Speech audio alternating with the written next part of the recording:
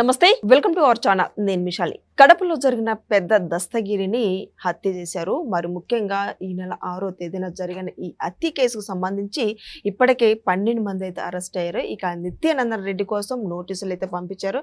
మరి ఇక అసలు నిజాలైతే వెలుగులోకి వచ్చే క్రమంలో అసలు ఇది రాజకీయ కుట్రనా, ఏ విధంగా జరిగింది ఈ హత్య కేసుకు సంబంధించి ఇలాంటి అంశాలను చర్చించే స్టూడియోలో ఉన్నారు ప్రముఖ రాజకీయ సామాజిక విశ్లేషకులు అడుసుమల్ శ్రీనివాస్ గారు ఉన్నారు. వారిని అడిగే విషయాలను తెలుసుకునే ప్రయత్నం చేద్దాం. నమస్కారం సార్. నమస్కారం అండి. సార్, అసలు పెద్ద దస్తగిరిని అసలు ఎందుకు హత్య చేశారు, ఎవరికి వచ్చింది, దీని వెనక పెద్ద అస్తాలే ఉన్నాయని మనకు వస్తున్న సమాచారం. మరి అసలు ఎందుకు చేయాల్సి వచ్చింది సార్, ఏం జరిగింది అసలు ఆయన విషయంలో? ఇప్పుడు క్లియర్గా ఈ డబ్బు లావాదేవీలు రియల్ ఎస్టేట్ సంబంధించిన వివాదం అనేటువంటిది చివరికి స్పష్టమైందండి. అయితే ఇక్కడ ఏంటంటే సమస్య, ఆ నిత్యానంద రెడ్డి ఆ వైసీపీ నాయకుడు వాళ్ళ బాస్ను ఆదర్శంగా తీసుకున్నాడు. ఆవు చేలో మేస్తే దూడ గట్టున మీద అన్నట్టుగా జగన్మోహన్ రెడ్డి గారు ఆ గ్యాంగ్ అలవాటు ఏంటి, వాళ్ళకి విరోధం ఉన్న వాళ్ళని లేపేసి అతడి ఖాతాలు వేసేయటం అలవాటు వాళ్ళకి. ఎప్పుడు కూడా జరిగేది అదే. తంతు పరిటాలరావు గారి నుంచి కానీ, లేకపోతే మొన్న వివేకానంద రెడ్డి గారు కానీ, ఏదైనా సరే వాళ్ళే సర్ది చేస్తారతో కానీ అతడి మీద వేసేస్తారు. ఇది జరుగుతున్న తంతు. అలాగే అతను కూడా దొమ్మిలోనూ లేకపోతే గంజాయి బ్యాచ్ దాంట్లోనూ కొట్టుకుపోద్ది అన్నట్టుగా అతను కూడా చేశాడు. అయితే అక్కడ ఆఫీసర్లు అలాంటి వాళ్ళు ఉంటారు. Telugu Desam party police officers Jaganmohan Reddy గారు లాంటి అవినీతి పరులు, అక్రమార్కులు అధికారంలో ఉన్నప్పుడు వాళ్ళు నిజాలు కప్పెట్టడానికి వాళ్ళు ట్రై చేసినట్టు వాళ్ళకి సహకరించి ఉండొచ్చు. టీడీపీ కూటమి ప్రభుత్వం ఎలా ఉంటుందంటే వాళ్ళు స్వేచ్ఛగా వాళ్ళు ప్రతిభా పాఠవాళ్ళు బయటకు వచ్చేలాగా చట్ట ప్రకారం చేసుకోమని వదిలేస్తారు. అయ్యి అక్కడ ఉన్న ఆఫీసర్స్ డిఏజీతో సహా అందరూ అలాంటి వాళ్ళు ఉన్నారు. వాళ్ళు కరోడాలు అంటారు. వాళ్ళు డబల్ డిగ్రీలు ఉన్నవాళ్ళు డిఏజీ. అక్కడ కోయ ప్రవీణ్ గారు డిఏజీ ఆ రేంజ్కి. ఆయన ఎంబీబీఎస్ డాక్టరు, ఐపీఎస్. వాళ్ళు ఇలాంటి చిల్లర వ్యవహారాలు చేయరు. పర్ఫెక్ట్గా ఉంటుంది వాళ్ళతో డ్యూటీ. చట్టాన్ని ఖచ్చితంగా చట్టంలాగా అమలు చేస్తారు వాళ్ళు. అసలు దీని కాదేటో చూద్దాం అనుకున్న వెంటనే మొత్తం బొమ్మ బయటకు వచ్చింది. ఆ నిత్యానందరెడ్డి అన్నవాడు అతని మీద అనుమానం వ్యక్తం చేశారు. అది అనుమానం కాదు, నిజమే అని తేలింది. ఎందుకంటే అతని దగ్గర ఈ ఆస్తికి సంబంధించిన దాదాపు 100-150 కోట్ల ఆస్తికి సంబంధించిన పత్రాలు బయటపడ్డాయి. దాంట్లో వీళ్ళందరూ ఇన్వాల్వ్మెంట్, వీళ్ళందరూ భాగస్వామ్యాలు ఇవన్నీ ఉన్నాయి. దీంట్లో ఆ వివాదంలో వాటాలు పంచిపెట్టాల్సిన సమస్య ఉన్నది. గట్టిగా అడుగుంటారు వీళ్ళు అన్నదమ్ములు ఇద్దరు ఉన్నాయి, మా వాటా ఏంటని. ఇప్పుడు వాళ్ళు అవన్నీ కబ్జా చేసినాయో లేకపోతే రియల్ ఎస్టేట్ వ్యాపారం కోసం తక్కువ కొని ఎక్కువ అమ్ముకుందాం అనుకున్నాయో ఏదో అయ్యి ఉండొచ్చు. అయితే వీళ్ళు అడగగానే ఇలా ఒకసారి నోరు మూసుకొని పని చేసినంతకాలం, ఇచ్చింది తీసుకున్నంతకాలం వాళ్ళకి బాగా కనిపిస్తారు ఎవడన్నా. ఎప్పుడైతే వాటా కోసమో లేకపోతే కొంచెం ఇవ్వాల్సిన దాన్ని కొంచెం ఎక్కువ అడిగినా వాళ్ళకి కోపం వస్తుంది. ఎక్కువ అడిగిన తర్వాత దాన్ని రెట్టిస్తే మళ్ళీ కోపం వస్తుంది. తర్వాత డిమాండ్ చేస్తే పిచ్చి కోపం వచ్చేది. ఈ ఇవ్వటం ఎందుకు అడ్డు తొలగించుకుందాం అనుకుంటారు. సమయం చూసి వాళ్ళిద్దరిని ఒక యాక్సిడెంట్ చేశారు. యాక్సిడెంట్ సాధారణంగా ఆ హత్యలు ఎలా ఉంటాయంటే వాళ్ళదే మోడస్ ఆపరండి, దడేలు మడి గుద్దేస్తారు దేనికి దాన్ని కారు పెద్ద వేసుకుని. ఆ కింద పోతారు, లేదంటే అప్పుడు వెళ్ళి నరుగుతారు మళ్ళీ. సరే అలా ఉండకూడదు ఇది అనుకున్నారు. వాళ్ళు హాస్పిటల్కి వెళ్ళారు. హాస్పిటల్ దగ్గర నరికేశారు. ఆ పెద్ద దస్తగిరి అందులో చనిపోయాడు. దాంతో అది ఇక్కడ ఏంటంటే దీన్ని టీడీపీ మీద తోసేద్దామని చూశారు. గంజాయి లేకపోతే గంజాయి బ్యాచ్ ఇంత దారుణం చేయాల్సింది ఏంటంటే స్పాట్లో ఆ గంజాయి మత్తులో ఎలాంటి దురాఘాతమైనా చేస్తారు వాళ్ళు. పనుగట్టుకుని యాక్సిడెంట్ అయిన తర్వాత హాస్పిటల్కి వెళ్ళి మళ్ళీ చంపరాళ్ళు.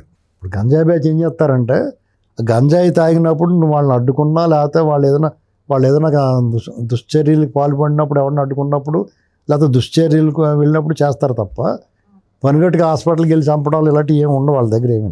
కాబట్టి మనం గుర్తుపెట్టుకోవాల్సింది ఏంటంటే ఇక్కడ వాళ్ళు వైసీపీ మోడస్ ఆపరాండిని అతను అమలు చేద్దాం అనుకున్నాడు. అది పని జరగలా, దొరికేసాడు. ఇవాళ మొత్తం అందరినీ లోపలేస్తారు. ఇది అంటే కొన్నాళ్ళకి బెయిల్ వస్తుంది అని హత్య కేసు కాబట్టి. కానీ ఇది ఇప్పుడు ఏంటంటే చాలా పగడ్బందీగా బిగిస్తారు అక్కడ. ఈ లోపల తోమాలి వాళ్ళకి. చాలా అన్యాయం అయిపోయిందండి. మనుషులు చంపడం ఈజీ అయిపోయింది. వాళ్ళ చాలా చిటుకులో చీమను చంపినట్టు చంపేస్తున్నారు. చాలా దుర్మార్గంగా ఉంది. ఆ రకమైన వ్యక్తిత్వాలు ఏదన్నా చేయాలంటే భయపడేలాగా ఉండాలి. చట్టం కూడా ఈ నేరస్తులకి, ఈ దొంగలకి, అక్రమాస్తులు సంపాదించిన వాళ్ళకి, అంతక ముఠాలకి ఈ చట్టం చాలా ఉపయోగకరంగా ఉంది. మన చట్టాలు ఇంకొంచెం కఠినంగా ఉండాలి.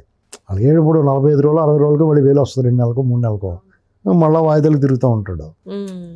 ఆడి పట్ల భయం ఏముంటుంది? వాడికి చట్టం పట్ల, పోలీసుల పట్ల భయం ఏముంటుంది? ఓ 10 ఏళ్ళు పడుతుంది విచారణ అయ్యేటప్పటికి. మొన్న 20 ఏళ్ళు పట్టింది ఒక శిక్ష పడ్డం కూడా. ఈ లోపల ఆడిది అయిపోతే ఇది లోపల పోయినా పోతాడు. కాబట్టి వాడు ఇమీడియట్గా అసలు వాడు బయటికి రాకుండా ఉండొచ్చాలి విచారణ తేలియ వరకుని. ఎప్పుడన్నా చావులు పెళ్ళిళ్ళు శుభకార్యాలు ఇలాంటివి ఎప్పుడో వచ్చి వచ్చినాయి అనుకోండి, అప్పుడు కాసేపు వదిలి మళ్ళీ తీసుకొచ్చి పెట్టేయాలి. అప్పుడు దారిలో పోతుంది. కానీ అలా చేయాలంటే దేశంలో ఉన్న కేసులు అన్నింటికి జైళ్ళన్నీ నిండిపోతాయి. సార్, ఈ దస్తగిరి కేసుకు సంబంధించి కీలక పాత్ర నిత్యానంద రెడ్డి అని అంటున్నారు. మరి ఆయన అరెస్ట్ అయితే ఇంకా ఏం జరుగుతుంది, ఏం చెప్తారు సార్? అంకే ఏముంది, అరెస్ట్ ఖచ్చితంగా అరెస్ట్ అవుతాడు. ఒక 2 నెలల 3 నెలలకు మళ్ళీ బెయిల్ వస్తుంది, మళ్ళీ తిరుగుతాడు బయటికి. నేను అదే అంటున్నాను, చాలా కఠినంగా ఉండాలి వ్యవహారం. దీనివల్ల ఆ చట్టంలోని వెసులుబాటు వల్ల వాళ్ళకి మర్డర్ కేసు కూడా రౌడీ షీట్ ఓపెన్ చేస్తారు. మర్డర్ కేసులో బుక్ అయితే ఎఫ్ఐఆర్ నోట్ అయితే 45 రోజులకి వస్తుంది బెయిల్, బై డిఫాల్ట్ వస్తుంది, లేదా 60 రోజులకి వస్తుంది. ఇప్పుడు అసలు ముద్దాయి అతను కాబట్టి మళ్ళీ సాక్ష్యాలు తారుమారు చేస్తాడు, ఇవన్నీ ఏమి ఉండదు. ఇంకా అతను ఎస్టాబ్లిష్ అయిపోయాడు కాబట్టి మ్యాక్సిమం 3 నెలలు దాటకుండా ఆపలేరు. తర్వాత ఒక 6.5 సంవత్సరానికి 2-3 ఏళ్ళకి కేసు కూడా ఇప్పుడు 2-3 ఏళ్ళకి వస్తున్నాయి. మరి అది ఏదో కారణం మళ్ళీ కింద కోర్టులో శిక్ష పడింది అనుకో, మళ్ళీ పై కోర్టుకి అప్పీల్ చేసుకుంటారు. అలా సుప్రీంకోర్టు దాకా వెళ్ళడానికి ఛాన్స్ డబ్బులు ఉన్నవాడు కాబట్టి పర్లేదు, ఈ లోపల జీవితం వెళ్ళిపోద్ది. ఈ విషయంలోనే కొంచెం ఈ చట్టాల్లో మార్పులు రావాలి. ఈ రకంగా హత్య చేస్తుంటే సార్ పార్టీని గొడ్డల పార్టీ పెట్టుకోవచ్చు కదా అంటున్నారు, ఏమంటారు సార్?